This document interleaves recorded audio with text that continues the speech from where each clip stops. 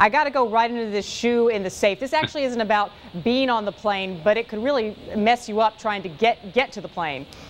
Yeah, it's actually a suggestion I picked up from British Airways, which, had noticed that from time to time, people show up at the airport and start searching around and say, oh my gosh, I don't have my passport with me. I left it in the hotel safe.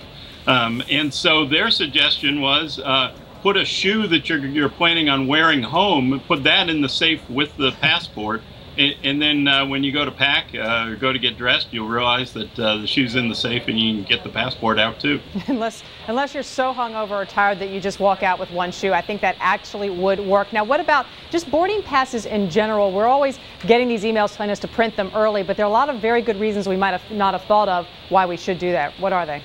Yeah, it's actually something that I think is very important, and it's a simple tip, but I hear it over and over again from management consultants who fly, a million miles at the drop of a hat. You print the boarding pass early. You eliminate one stop at the airport, even if you're not checking a bag. You take a little bit of uncertainty about it, but more importantly, I think you claim your seat. And if you're an infrequent flyer flying on a cheap ticket and the plane is overbooked, you're in danger of getting bumped from that flight if the airline has to bump somebody and can't get enough volunteers. Since compensation is based on the price of your ticket, airlines typically look for the cheapest tickets.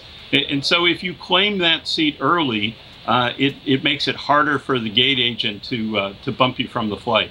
Now, another stressful aspect is simply just claiming your bag. You say to pack uniquely. What do you mean by that, Scott?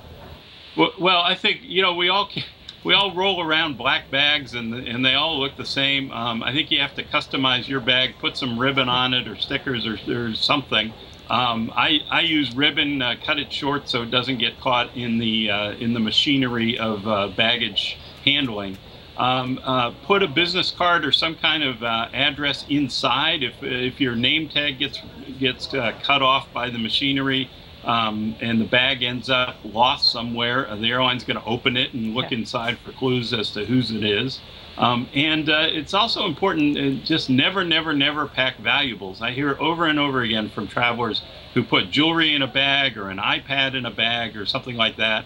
Well, the bag gets x-rayed, and so everybody who handles it can one way or another see what's inside. And there have been lots of cases of theft from baggage. Just don't do it. And you have to remember that even if you're in a low boarding group, your bag may end up getting checked at the gate.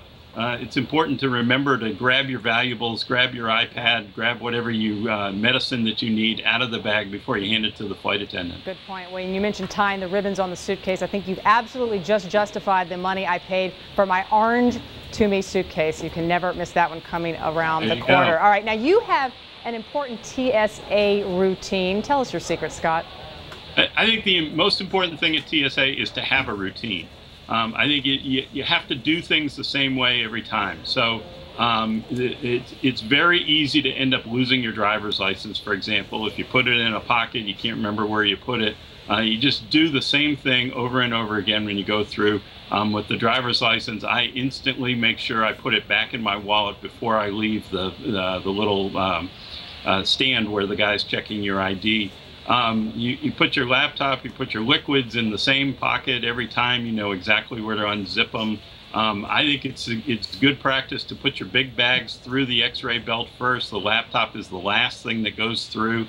If you get delayed at the metal detector or the body scanner machine, it's the last to come out. You also have a place to put it when it comes out because your other bags are already out. You don't want to be standing there like the guy holding your shoes, your laptop, your everything else, and trying to hold up the whole line, inch along in your bare feet at the seat. No, very good point. Don't want that laptop coming through last because somebody else might take it, and you don't want your driver's license, your ID falling out of your back pocket. Very quickly, Scott, this whole upper floor, lower floor, you're obviously not referring to the plane. You're referring to the hotel. What's the deal there? Yeah, the deal there is really one of personal choice. Travelers have said for years, request an upper floor because it's much more quiet. You don't hear the garbage trucks in the morning. You don't hear the ambulances, all that kind of stuff. There are lots of companies that insist on travelers staying in lower floors, no higher than the 4th floor, because the fire department ladders can get to you. if there is a fire. If you're on an upper floor, you're on your own. I think it's a matter of personal choice. What's more important to you? The risk of fire, obviously, quite low. I do think the most important thing is, no matter what floor you're on, spend a little time figuring out where the emergency exit is. If there is a fire and the corridor is filled with smoke and you have to crawl, which way would you go? You open the door, you have to know which way to go. You're not going to be able to see signs or anything. Just know where you would go if there is a fire.